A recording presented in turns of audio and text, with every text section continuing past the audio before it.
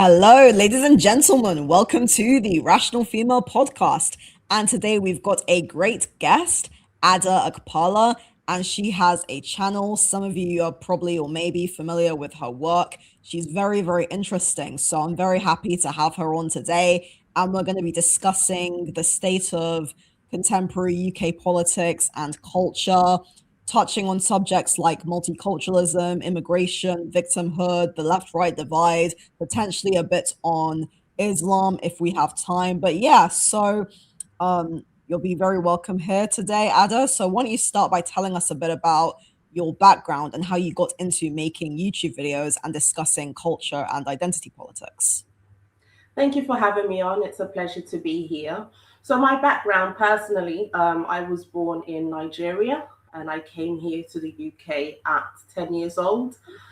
Started off in London, then we moved to West Midlands, Birmingham, and I've been through so many different things, the normal things, school life, college, and so on.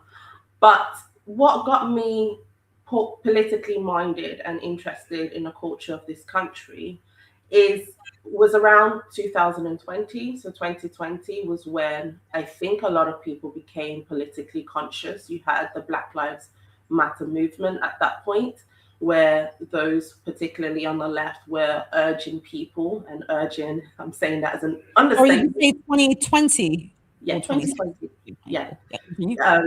You had those from the left urging people to, check privileges and, think about what they're entitled to based on their skin color. So I basically was watching things that were going on in the UK and beyond.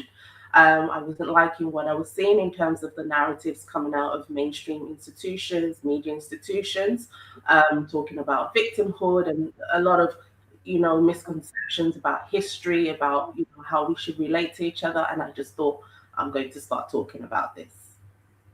That's fantastic. Yeah. I mean, it's interesting you said 2020 because personally, I think it started a lot earlier. So I'm Gen Z, older Gen Z. I'm 28, and I feel like I actually came of age as this stuff was unfolding when I was at university and saw the rise of Trump. I feel like that's when we had more of this left-right divide. So I'd like to start by asking, as per our question, so why do you think actually, do you consider yourself politically left wing, right wing, centrist? Where would you say you generally fall politically overall? I think I am definitely politically flexible, I always say. I don't have a permanent allegiance to any ideology or any movement. And I know that because I am I get very, what's the right word? I don't really like people telling me what to do. And that's Mm. no matter what spectrum it is, whether that's right, whether that's left. So I'm not politically homeless. I'm not sort of heterodox. I'm not these things because I have very strong views on specific things. But those views, I'm very open to change them and I want to be free to change them. A lot of people, and I take it as a compliment, and they always say, well, you should get into politics and things like that. But the problem is, party politics for me is so there's a certain structure, there's a certain game to it. I think it shouldn't be, but that is just the reality of it. There's things that you have to say, there's things you can't say, there's things you have to criticize depending on which party you're representing that day, and that's just not me. I want to be free to think, truly free to think and change my mind wherever I want to. So I would say I'm politically flexible. I've never heard the term politically flexible. You sound to me like a free thinker or almost like a classical liberal. I would say myself culturally, I'm a classical liberal, not economically, but culturally. Yeah, so I would like to ask again, why do you think the modern left, as per you said from 2020 onwards, is failing? What do you think is the biggest problem with the modern left? Because it's a big, big problem. Yeah, well, as you rightly pointed out, this shift to what I will call an activist culture and mindset started much earlier than 2020. But I think 2020 was the sort of explosive, cathartic release for a lot of people on the left. So, and, just by speaking to a lot of people, I think they became more, especially online, and especially more vocal about a lot of things 2020 onwards. But yes, following on from what I said, the modern left as we've seen at the time of this recording, we've just had local elections Yeah. where, you had Reform, the right wing of this country, basically hemorrhaging seats Mm. from Labour, right? So Yes. it Yeah. all comes down to this. Labour has lost the people. Labour was meant to be the party that listened to the people, right? For the workers, um, for the women and so on, for the underrepresented, let's say. And they've gone from that, from representation of these cohorts in society, to become an activist party, an activist group.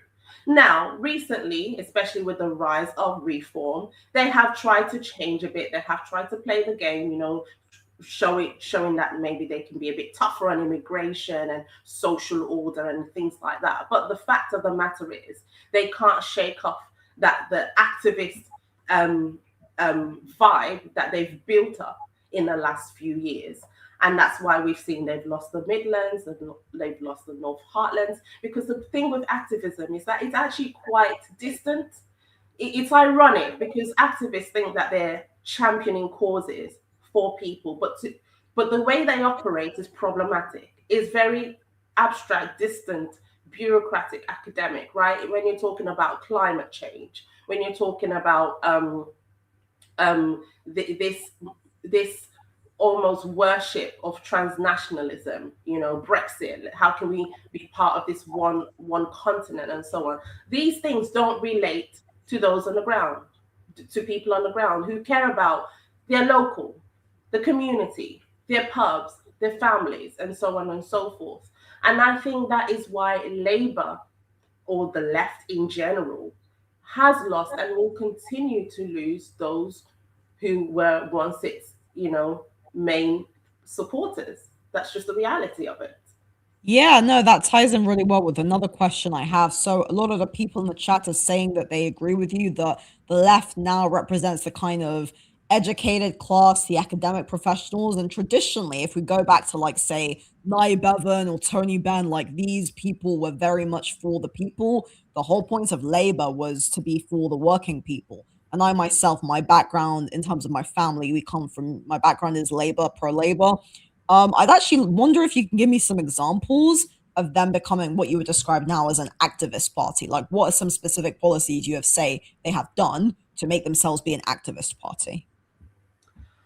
I can't think of any specific policies as opposed to specific sort of thought movements that they've had Okay.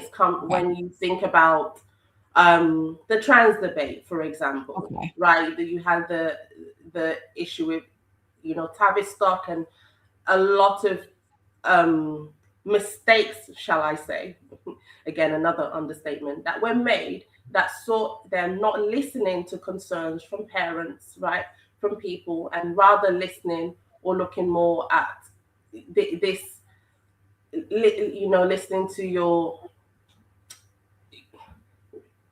so-called overarching evidence of how this might be good for those who are struggling with gender dysphoria. So it's I can't think of any specific policies, but I know that they have engaged in this kind of rhetoric where those who are supposedly underrepresented, they haven't been able to champion their actual causes, but they've listened, they've Yeah. built up, you know, engaged in a bloated civil service, where a lot of our tax money is going to as well. So it's all backwards, I think. Yeah, I mean, I would say I know there are a couple of examples. Like, I know you were protesting against digital ID, and I watched that video you did. It was very good speech. And so I would say digital ID is a big one.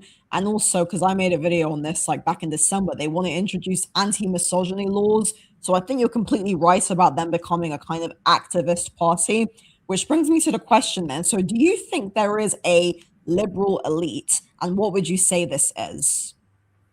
So liberal elites are the cultural and political and academic class, which is people mostly from the middle class backgrounds who Okay. are more or less removed, far removed from, the poor areas of this country. And so they have these grand utopian lovely ideas as to how society should run, right? These are the kinds of people that, for example, will say to you that London is perfectly safe and there's absolutely nothing to worry about. Whereas, at the same time, you have the mayor basically green lighting stickers on floors to say, please keep your phone right next to you, so that so how the two doesn't marry up. These are the kinds of people that will champion things like DEI, Yeah.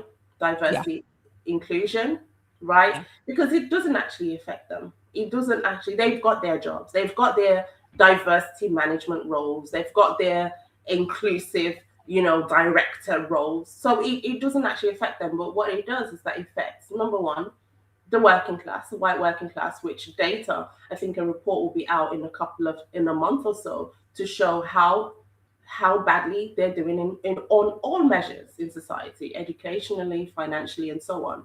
So it's not affecting them directly. So these are the kinds of people, what some commentators have said to have what you call luxury beliefs, right? So it's beliefs about society, how interactions and society should be, but they're not actually directly affected by it. They are the kind that will smear you as far right racist for bringing up concerns um, about the grooming gang scandal, for example, because Yeah. it doesn't affect them, right? It doesn't affect them. It doesn't affect their elite circles. It affects those who do not have a voice, which were the white, and is actually, because it's still going on, the white working class girls. Yeah, absolutely. I mean, I've been thinking about this as well. Like, I feel like a lot of the kind of, we could say, liberal elitist class of like very, and they're not really liberals, they're actually more like neo progressives.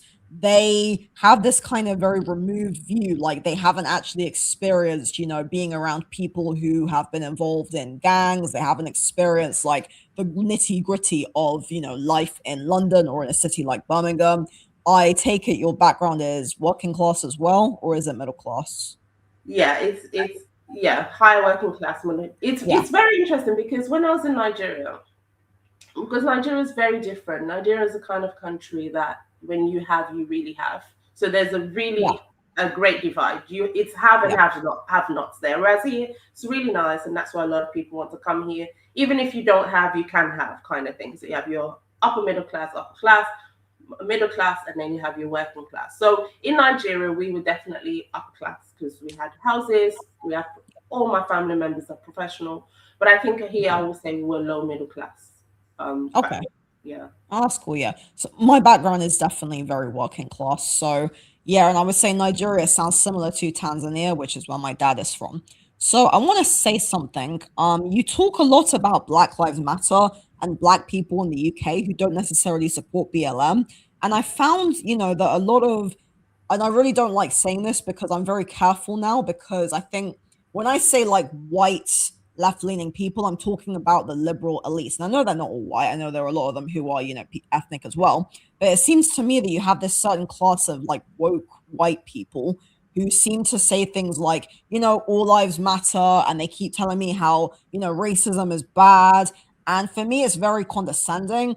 And somebody I admire a lot, so Malcolm X, because for various reasons, but I think he was very honest because he said that white liberals are worse than white conservatives. And that's my personal experience. I find that like conservative people in general or centrist people are more open minded, whereas the kind of middle class, white, leftist leaning people, neo progressives, they seem to be very removed from this stuff and they seem to just say like they're kind of the ones pushing the wokeism, the people like Robin DiAngelo or those academic theorists like Judith Butler types.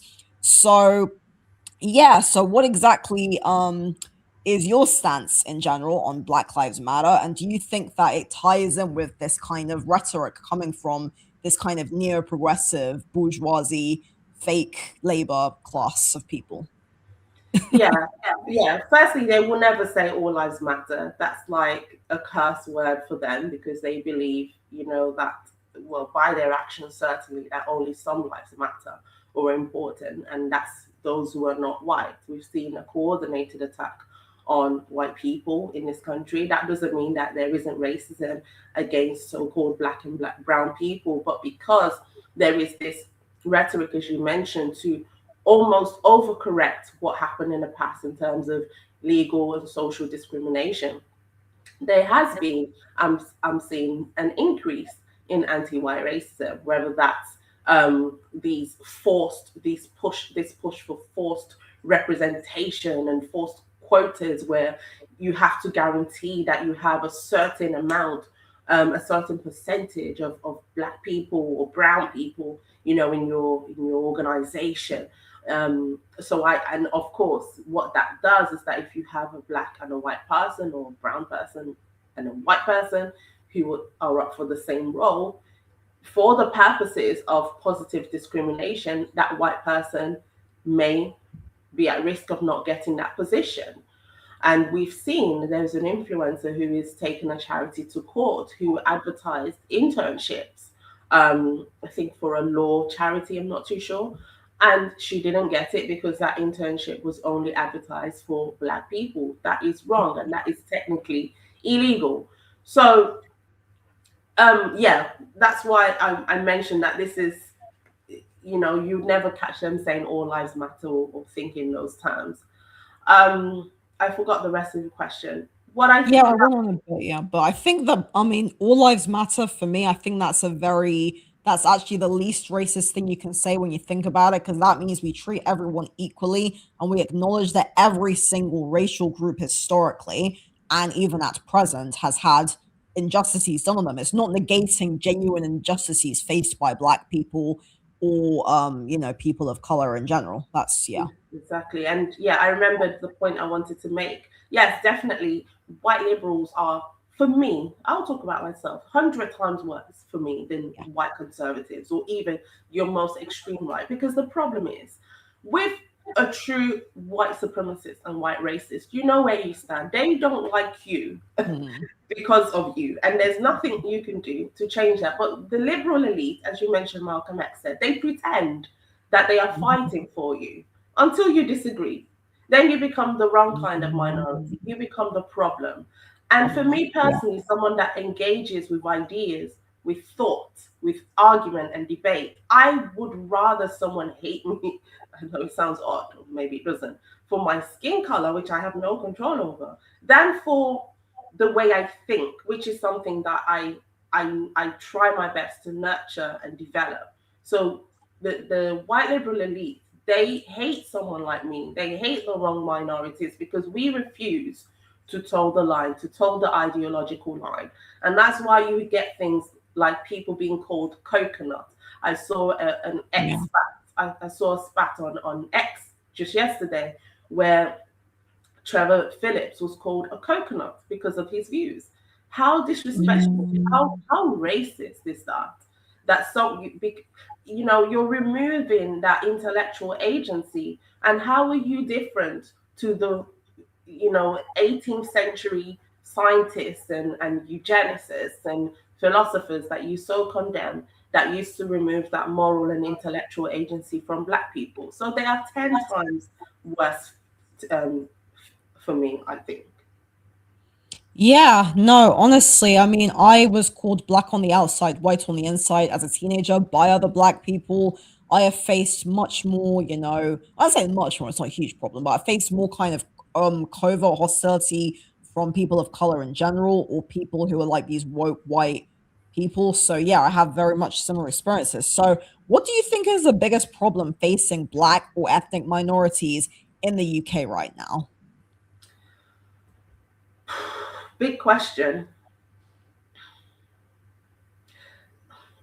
I will answer it in two ways. The biggest thing facing ethnic minorities is probably the biggest thing facing everyone else, which is the cost of living crisis, right? Which is, your basic cost of having a normal basic life. So, and it's such a good question, and such an important answer, because these other ideological cultural war battles, and this pitting us against each other, constantly asking for reparations and all these frivolous things, in my opinion, is distracting from the core issues that face all of us, right, that live among each other in these communities. So I would say is that in London and in our major cities, I would say that probably there are probably more specific issues such as knife crime, particularly, Yeah, right? absolutely. That is still going on. That is still quite high, and it's quite saddening to see how many children,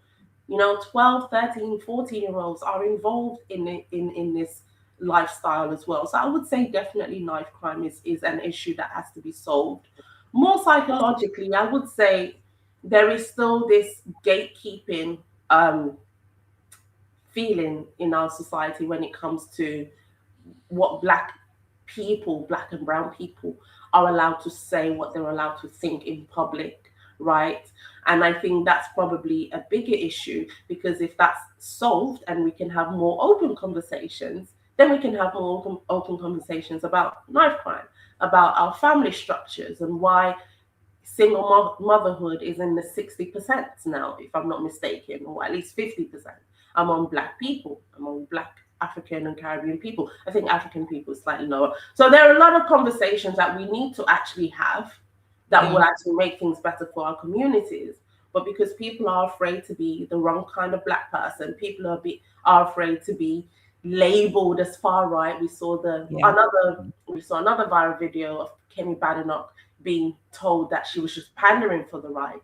So the Yeah. heckler, she didn't engage with the argument that Kemi Badenoch was making. She didn't engage or try and refute any of the information, the data of the stats. No, it just went to, oh, you're just pandering for the far right. So can you see it's very difficult to say what you really think and feel as a black and brown person in this country before someone Absolutely. I mean, totally I rubbing you totally the wrong understand. way. Yeah. And I feel like people of color in general are expected to, adhere to certain views. Like there's people in the chat here saying, the left is more bigoted than the right, or the lower educated people are hated by the elites, or the white liberal elites are white supremacists, like I think a lot of people are really feeling this. And I really understand. Like it's terrible because I feel like, if I say something, people say, oh, well, you're not white. Why are you talking like a white person? That's not the point. I'm a human being. I'm very, very aware of racism. I haven't really experienced much racism myself in my life. I've had other issues, but I understand, historically, racism has been awful. The problem, I think, is that because of, critical race theory and all this other nonsense, it's framed as white people are responsible for all the world's evils and brown and black people are just victims. We know this isn't true. For example, the Ottoman Empire, the Arab, they enslaved up to millions, there's so many people, up to a million people. So it's really stupid. And I think it's a lot of people have a very narrow minded view of history because of this indoctrination with things like critical race theory. You mentioned DEI. It is ridiculous. Yeah. Exactly. So, Sorry, a key point that you mentioned, you didn't face a lot of racism, but you yeah, faced other issues in your life. yeah, people don't And care that's about that. something I always say. Sorry, what was that? No, I was making an off color statement. Okay. Like Yes. people expect me to say the worst thing for me is racism, and it's like I could tell you like all the things I've gone through, and you'd be shocked. Racism is not really common to us. And look, let me tell you this. That is the same for the majority of a lot of minorities in this country. Those Yeah, who buy into or try to deceive themselves that some institutional systemic racism, really, they put a knife in your friend's hand. They're the ones that manipulated, your family member to abuse you. I'm sorry to speak so, straight like this, but I know a lot of people who have faced disgusting situations in their life that has attributed to them, or has, sorry, contributed to them having the negative outcomes they have today, mentally speaking, right? Psychologically, even that has affected maybe how they move in the world, maybe how they see opportunities. That's what they need to deal with, rather than outsourcing the blame and responsibility to something abstract like systemic racism. And I say that as outsourcing responsibility because even if there's something structurally against your group of people, unless you take your own life into your own hands, right? Retweak your mindset. There's nothing that can happen externally that will be beneficial for you, and that is just the fact of it. And people like myself, I think you were born here. Correct me if I'm wrong. yeah, yeah. Wrong? Okay, I wasn't. So people like myself as well, it's very disheartening that we come to this country and we've come for places, like I said, it's do or die. whether Yeah, there's yeah, yeah, no, yeah. whether I think there's so. Well, something institutionally against your group, it don't matter. If you don't take your life into your own hands, fight for yourself, for your family, you're not going to do it. You're not going to go anywhere in life. So it's so interesting that we come to the West, and the West, or many parts of the West, coddles us, right? Uses our identity as a we almost a weakness, or as almost as an excuse of why we have to now ask for handouts, or now why we have to, wait for so-called white society to accept us or put us on the same level. It's very, very interesting to me. We weren't doing that back then. mm. It's kind of condescending, isn't it? Because other countries don't operate like this. It just seems to be a Western thing. I think the West as well, people need to understand like people are coming here because there are more opportunities here, because it's a better, as you said, a better quality of life. Like I think we're damn lucky to have a lot of the social support that we have in the UK. I'm a bit more progressive leaning economically, so I'm not against like NHS and stuff. I think it's got a lot of problems, but I wouldn't want to get rid of it. But I would like to say then something. So, do you think that the UK in general, this is obviously very controversial, should prioritize the white English people, or do you think that it should care about everyone equally? What is your general view on that? In terms of citizens and none, or in terms of anything specific, or just Yeah, so in terms of like overall citizenship, and I'm saying because the problem is that as you touched on earlier, there are actual like far right, real serious racists who just want to live in an ethno state, right? So do you think so the problem is that if we say as, people like ourselves who are, non-woke black people, if we talk about how there's problems of like mass migration or problems with, Islamic extremism or whatever, we're kind of pigeonholed, as you mentioned, Kemi Badenoch, as like, siding with the far right. But do you think the UK should prioritize the English people, or should it care about people like us who are also minorities, but who are not necessarily anti-English, if that makes sense? okay. Sorry, I'll ask another question. Prioritize in terms of what? Well, in terms of like the well-being of the citizens of the country, because Okay. countries are supposed to prioritize their people, right? Yes. Well, So the which short people? answer is no, because that would be racist, right? Because citizenship is especially, no, not even especially, shouldn't be based on your skin color. So I Okay. can't say that white English, and I'm sure most reasonable people won't be able to say that. And this Yeah. is not me trying to attack anyone, it's just moral common sense. And I guess we can't get into the nitty gritty of what we mean by prioritize, but let's just say, um, for support, for job opportunities, no, I don't think anyone should be prioritized based on their skin color. However, on a slightly related but tangent note, when it comes to this topic of mass migration, there's a narrative from the left, particularly now from the Green Party, where there's this kind of endless obligation to just allow anyone and everyone in because it's some kind of a duty and obligation to help people from across the world. Well, then that's a no. If your country is struggling economically, there are already tensions socially, your culture is fragmented because you have parallel societies. You need to put a full stop to asylum seekers and potentially migration, I would say, or a big break or halt or whatever. There needs to be, uh, let's take a time out, because you have to understand that if the country isn't doing well, then it's not doing well for the minorities that are already here as well. So there has to be a big pause. So in that sense, yes, you have to prioritize the needs and the welfare of the citizenship, the citizenry already here, before you're bringing on people to then add to the housing pressures and the job market pressures, even though apparently they're here to save the job market, shortfalls, which I'm not sure is happening. So you have to prioritize those who are here already, I would say. Yeah, no, I have a similar view in the sense that absolutely, I would say I'm an actual anti-racist in the sense I'm against racism against everybody. So I think that yes, we should have equality of opportunity and we shouldn't discriminate against people based on their skin color. But yes, I agree that it is terrible. Like we have this, I mean, my personal biggest concern, which we can touch on a little bit, is the Islam issue and people from Islamic countries coming into the UK and how a lot of them have views and values that are directly contradictory with Western secular democratic liberal culture. Like I don't see why. I mean, I'm not even sure why someone who's from an Islamic theocracy wants to come and live in the UK anyway. I don't understand that. A lot of people, and this is a big gripe I have personally with the left, and I am obviously slightly nervous of talking about this, but whatever. So I think that a lot of people don't understand Islam, like they haven't read the Quran. I actually have read the Quran, and I've been around Muslims. I understand the whole thing, and I think that it's a very serious problem. So I'm not against immigration in the sense of assimilation, like say your perspective, for example, a person coming into the country and actually making a life for themselves and also integrating into the culture.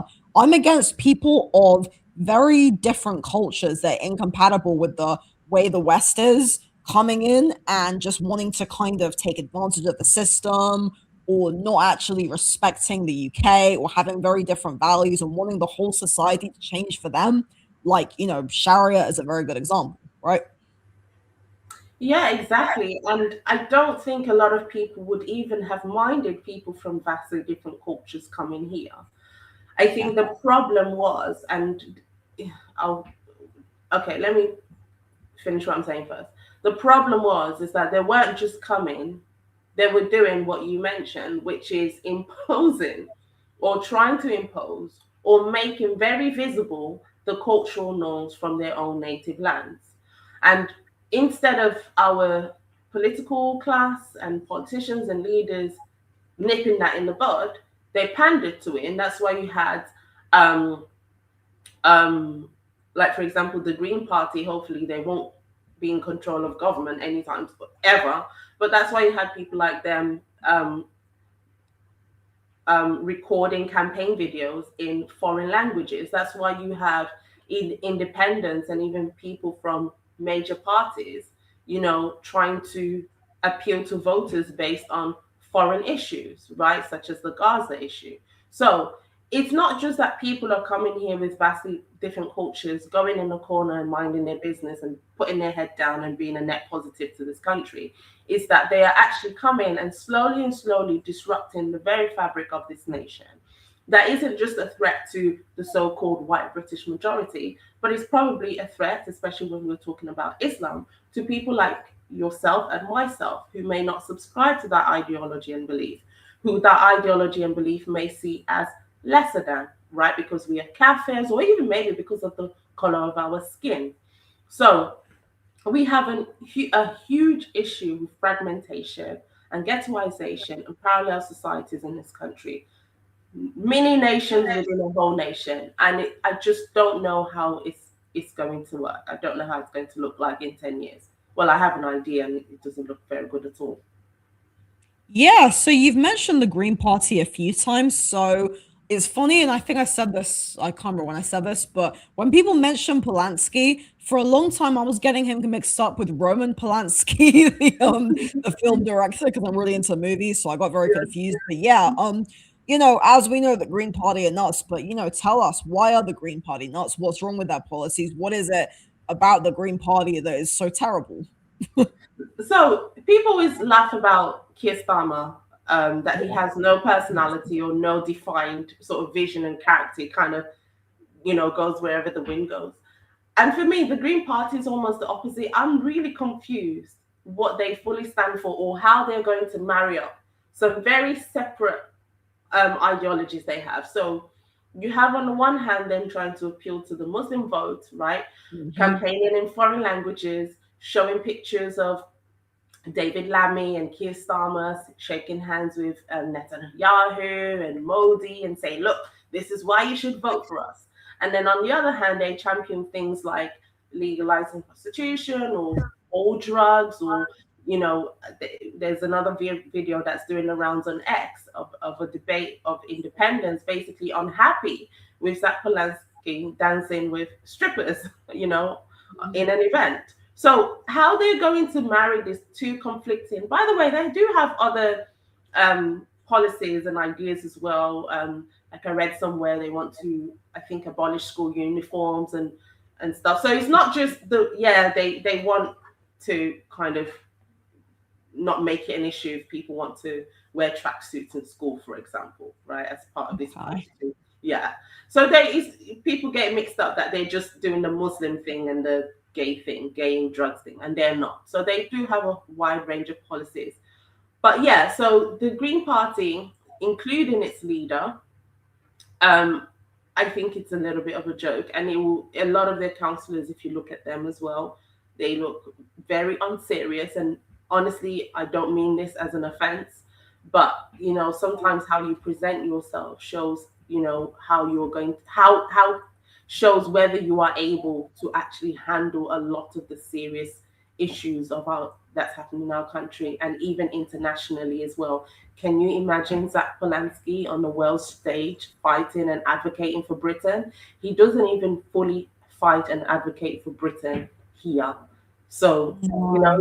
it's almost a national security thing, actually. Let's talk seriously, right? These are the people who are siding more for, as I mentioned, foreign lands. How is that conducive to our national security? What if we have to, God forbid, go to war, with someone they don't agree with?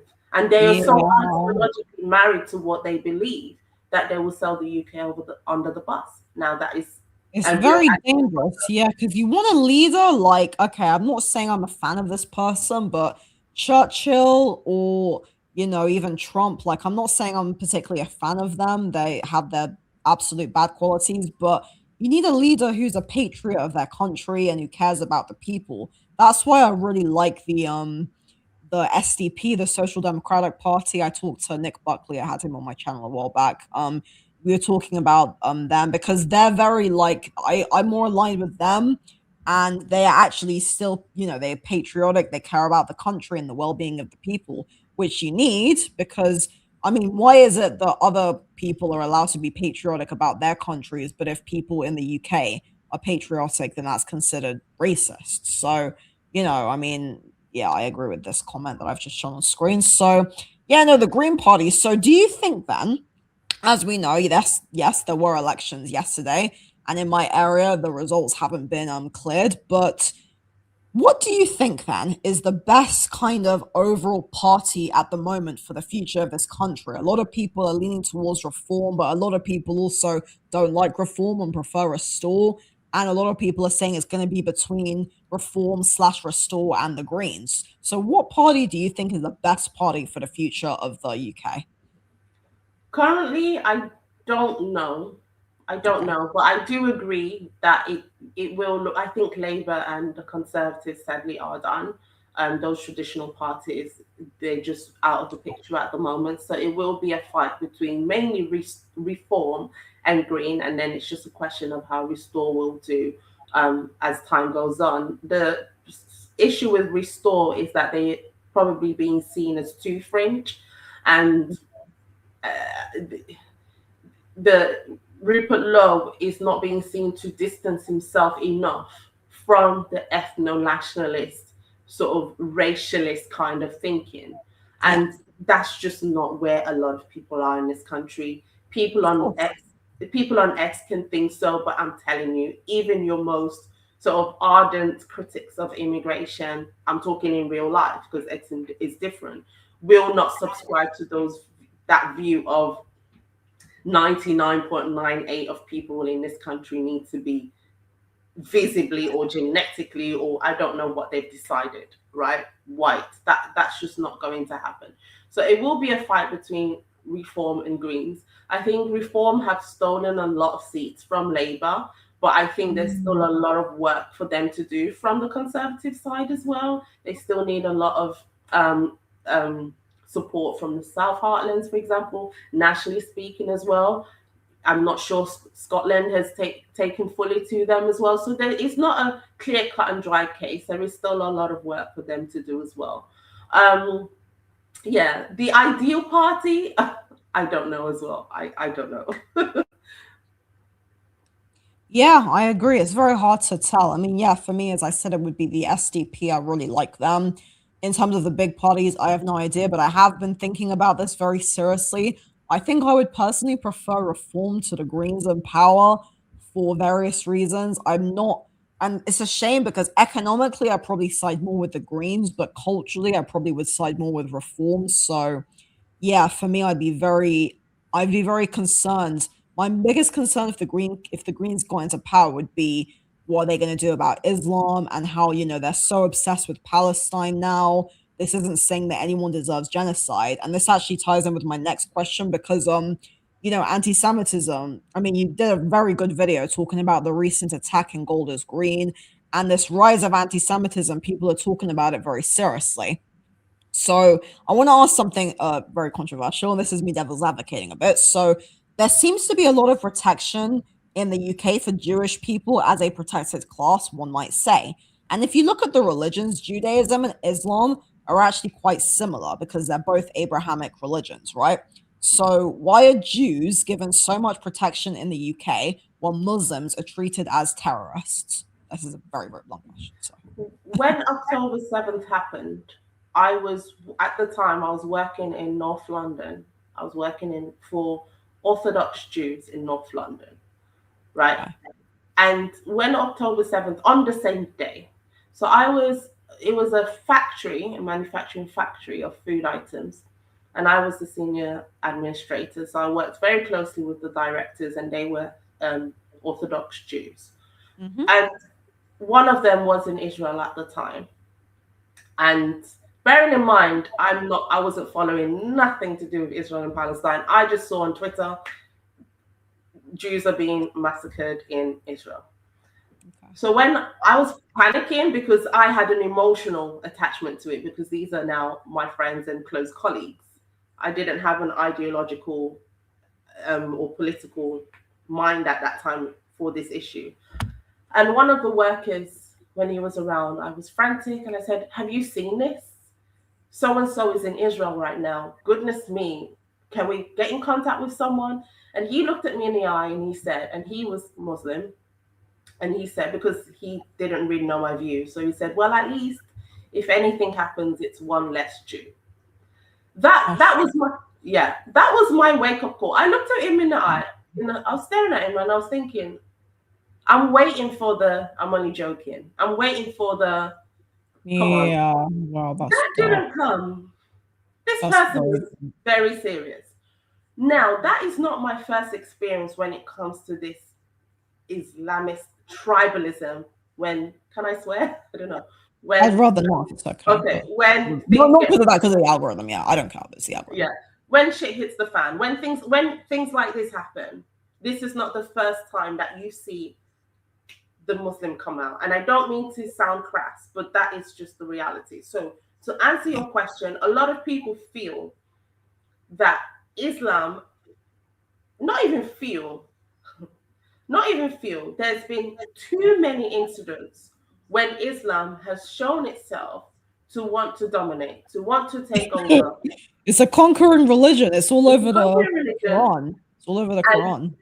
you do not see hundreds of Jewish men, right, praying on the streets, for example, Yes. to break their fast. You're talking about similarities. There's nothing really similar apart from maybe the theological side. In I was terms of, talking about the theology. Yeah, that's right. I know you are. I'm trying to make the point that a lot of people don't see it as similar because a lot of people probably don't see the Jewish part at all. They know about it. It's distant. Like I said, I worked for these people for 2 years. I knew nothing about it. Whereas I go to the car wash around the corner and you have my man praying, and then I ask questions. Well, why is he praying when I'm trying to wash my car? I go to the Nigerian embassy a few years ago to try and renew my passport. My friend's passport, and they closed the whole center because Muslims have to pray. Now, these things are real things that are happening in people's lives. And forget the personal. You watch the news. How many attacks have been Islamist related already? We're only on the 8th of May. How many? Not even I just mean, there's this UK, talk about fantastic England. website I want to mention everyone needs to look at called thereligionofpeace.com. You've probably heard of it. It's a great website. They literally list like the weekly Islamist attacks. I submitted an article to them years ago because I did it under anonymously, but yeah, I think the people who run it are ex-Muslims. The funny thing is, if you talk to ex-Muslims, a lot of them will say exactly what you said. Like if you read what ex-Muslims are talking about, or people who grew up in Muslim families or communities, or if you've actually engaged with or been around, like, again, I want to be careful. Like, of course, there are plenty of decent Muslims out there. Nobody is saying that. The problem is, why do we have to keep on saying that? When do we, like, nobody is saying, at least, like, what you said is very correct. When we think of Jewish people, the Orthodox Jews, for example, in the UK, they're not really causing any massive trouble, are they? They're not. They're not going around, stabbing people. So, yeah, it's just a big, I mean, The food a in lot my of old primary school is now halal. Where's the calls for kosher in Subway, yeah, in Five Guys? And I'm talking about these benign things, seemingly benign things. I'm not even talking about the terrorism stuff. I'm talking about this creep of culture. I'm yep, talking about this creep in our insidious. institutions. Where how many campaigns have been done in Yiddish? you know, now we have Yeah, ballot poll posts being sent in Urdu, in Bangla, in Punjab. Come on. The thing with a lot of these debates is that people try to make it seem like we're imagining stuff. Well, why are you just no, talking that's about the Muslims? gaslighting. Yeah, Why are you just targeting them? A lot of them are targeting us. You know what I mean? We're just trying to live our lives in beautiful Great Britain, and they want us to. We're not sure about the intention. They make it very clear that they're proselytizing religion. If you do anything against the Quran, you will be attacked, as we saw with Hamid Koskin. If you yeah. if you show a picture of Muhammad, or if you just talk about If him, you call we saw what Muhammad, you happened can with the be. Batley Green Yeah. teacher, right? So they won't leave us alone. No, We it's just want to be very permitted sick. to do It's stuff. gaslighting. We just get gaslit and they call us Islamophobe. It's really bad. I think this is why I'm also scared. I try not to talk about this too much on my channel anyway, because I'm so scared, because people are really Don't. crazy. No, I don't. I've done like one video about it, but it's something I feel like seriously, seriously strongly about and have done for years. So I want to ask them. So what do you think in general of Tommy Robinson? That should be an interesting food for thought. I think he's someone that people need to pay attention to. Yeah. Tommy Robinson was one of the first people to shed light on what was happening on the cultural aspects of the grooming gang scandal. People need to pay attention to him. You can try to do this whole smearing thing, and look, he cares about what I care about, and which is the increasing Islamification of this country. Um this idea that he's a racist. I actually attended the United Kingdom rally, the last one. Hopefully I can attend this one. I'm not too sure yet. Do you But think he actually is a racist? pardon? Do you No, I think don't Tommy think he's Robinson? a Yeah. racist. No, I, No, d- I I don't know think people who work with him who are like yeah. not white. So. I follow him. I think he follows me now. Like, I mean, that's not an indication that you're not a racist, but I'm trying to say that he's not a racist. There are no people who work with him. I've heard what he thinks. I watched Okay. his One of the first things that made me think, wow, he actually has a point, was the address he gave at the Oxford Union. This is a guy that, like myself, watched and watches what happened to their communities, right? And he spoke about it. End of. If you want to add a moral aspect to that and smear him, literally that is your problem. That does not take away the things that he's talking about and the changes that he's talking about and the warnings he is giving about this country. End of conversation.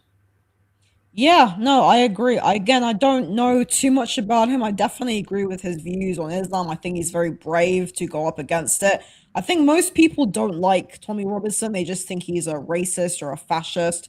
I mean, there's literally a guy I know who's a black man who literally works with him, actually a couple. So yeah, it's quite bizarre. Yeah, anyone who doesn't agree with anything I think is a racist. So yeah, we've covered a lot of really interesting ground today. So in the last like 10 minutes or so, I'm just thinking, so what do you think then?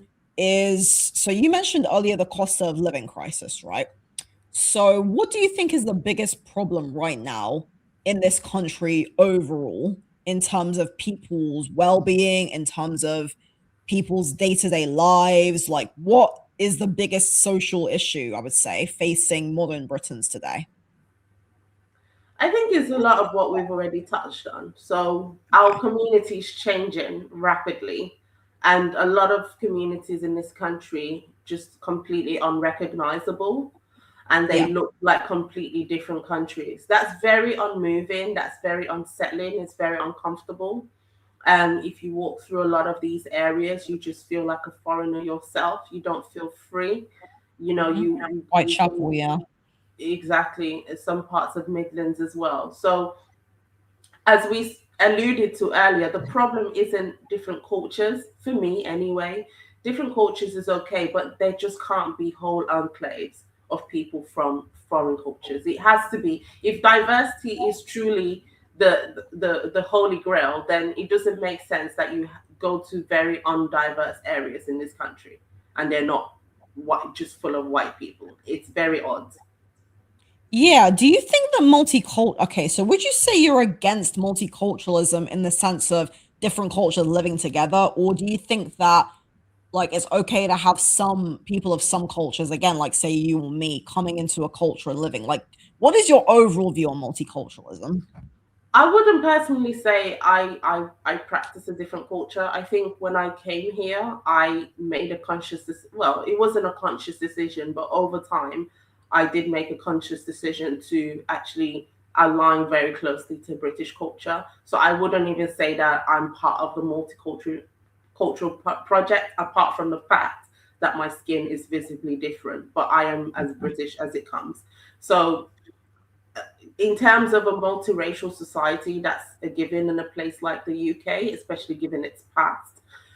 But multiculturalism as this kind of virtue in itself, right? It's not even something that has to happen naturally according to the left. That is the aim, that is the goal, right? That is the highest good, to have a multicultural, visibly diverse state. I think that's what I have a problem with.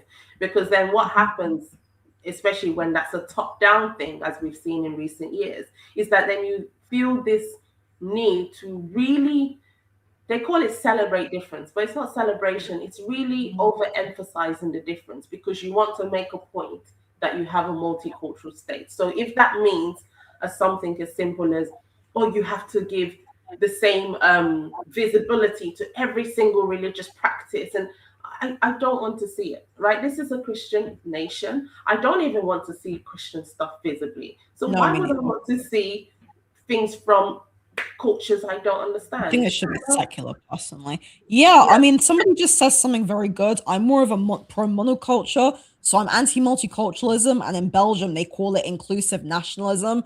I was just thinking that actually sounds like a very interesting term. So nationalism that is not just like not the opposite of ethno nationalism. So inclusive nationalism in the sense of like you, me, because I always say the same. I consider myself British culturally, so we're all part of the UK. We have different colors, if you will, but we're all part of British one culture because countries do need cultural cohesion. I guess the worry is, as we've talked about here today, is when you have the actual ethno nationalists. Like, there's a guy, I don't know if you watch, his name is Simon Webb. He has a channel called History Debunked. I actually don't like him anymore because he said some things that made me very annoyed. I would say he leans towards being a bit of a racist, in my view, anyway. That's just my perception. I don't like some of what he says. I very fully agree with his views on Islam. I agree with his views on feminism and a lot of other things. But for me, he comes from a bit more of a, I would say, he sounds to me more like an ethno nationalist, but maybe you have a different perspective. I don't know. I don't really watch that channel. I think I watch. Is he the old? Old English Yeah, man. I think I watched a Hello few things he did about diversity and stuff, but I don't watch his channel to be honest. Okay, But fair. look, a lot of the thing is as well, we have to come to this understanding that the word racist, two things, it's probably lost a lot of meaning or all I meaning agree. I now. agree. But the word the word racist is only applied to white people, and you have to understand that. especially as someone born in another country. A lot of things that we call racist is just very human. You know, this in group, out group, it's just Tribalism, human. yeah. It's our human nature, and of course we have tried to civilize and socialize ourselves, and that's why we come up with these words like morally wrong and racist. But Mhm. everyone wants to be with their own kind. Well, Muhammad Ali said the same thing, didn't he? Everyone Yeah, wants to be with their own. I mean, I do obviously, I would say I disagree with that because I am yeah, like I'm a product of interracial marriage and I yeah. come from a very diverse family, so I do kind of disagree with that, but I understand what you mean behind I it. think that's my point. I think that's Yes. with everything I do, especially on my channel. I try to make demoralize things in terms of not make everything a moral thing, and just Yeah. try to let people understand that this is a very human thing. Whatever you ascribe to it, morally good or bad, that's an extra thing. But let's start from the basics, because if we can't even start from the basics of, okay, why are a lot of white people feeling unsettled? Why are they feeling, angry, shall we say? And then you just say, oh, it's because they're racist. Well, you're not doing this debate any favor. You're not doing any favor for social cohesion going forward if you don't recognize that this is a very normal, natural human thing to want to preserve your culture, because your culture is familiarity, right? It's an inheritance, and you don't want that to be squandered by people who come here and want to either replace it or just, dismantle it and all these kind of things. So I just want to, Human history is built on people fighting for the preservation of their culture. yes. So no, you're absolutely, I completely agree. So I actually had one final thing I'd like to ask you before we close up. This is a kind of funny question. So why is Keir Starmer so hated? I don't know much about him. The only thing I really know about him is what I mentioned earlier, digital ID and anti-misogyny laws. But everyone, including left-wing people I've talked to, like actual leftists, they all seem to hate Keir Starmer. He's the most hated politician, as somebody just mentioned, Keir Starlin. So why do you think Keir Starmer is such a hated man? Well, for a lot of reasons, but I think, like someone called him the other day a wet wipe. I think people just think he's just a terrible leader. And I hear so many different things about him. Some people say that they might believe his intentions, but he is just not a good leader. The videos that go viral of him being, disrespected, put to the side, or, shut down, like, for example, Trump, they just don't see him as a fitting leader of the UK, and a lot of bad decisions that he's made from the start. The first scandal of these gifts that he was getting for his wife or himself, I think. So he just started off wrong. A lot of people are just disillusioned with politicians and politics. Also, this recent scandal with Mandelson, he has bad judgment, but he's always outsourcing that responsibility to someone else. Oh, I didn't know, but I'll learn lessons, this kind of thing. And we're just in a polarized world. So if he's not on your team, then it doesn't matter how he does, you're going to hate him. So that's just the Yeah, fact of I it. think I've met one person who likes Keir Starmer. Everybody else, he seems because it's interesting you mentioned that like Trump, when you think of a leader, he is, brash, assertive, dominant, he's a man's man, right? And a lot of people hate him for that, but a lot of people like him for that. So Keir Starmer doesn't seem to be coming across that way at all. He seems very much like a kind of soft man, not like a very confident, and maybe that's a problem as well of, a It's the worst leader not, problem. yeah. Sorry? Yeah, it's a worse problem. He has no real Oh yeah. personality. Like I mentioned at the start, Labour basically hemorrhaged seats across this country, and his response was, well, it's kind of okay, that's it. I won't walk away. Just kind of that bureaucratic, diplomatic, lifeless response, and people just will not take to that. Politics has to be have a bit more animation, and he's just not giving any of that. That's why people like your Nigels, even your Zach Polanskis, love him or hate him, but Yeah. you know he's actually actually in the spotlight, visible, animated. Your Borises, these kinds of people are what people take to. Again, whether you like or hate him, that's another thing. But Keir Starmer is just a wet wipe, as they said.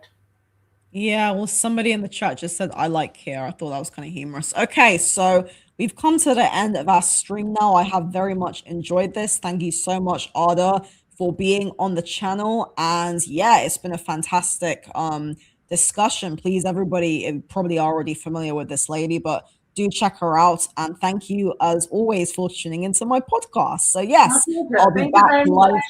Thank you. I'll be back live again on Tuesday, the 12th.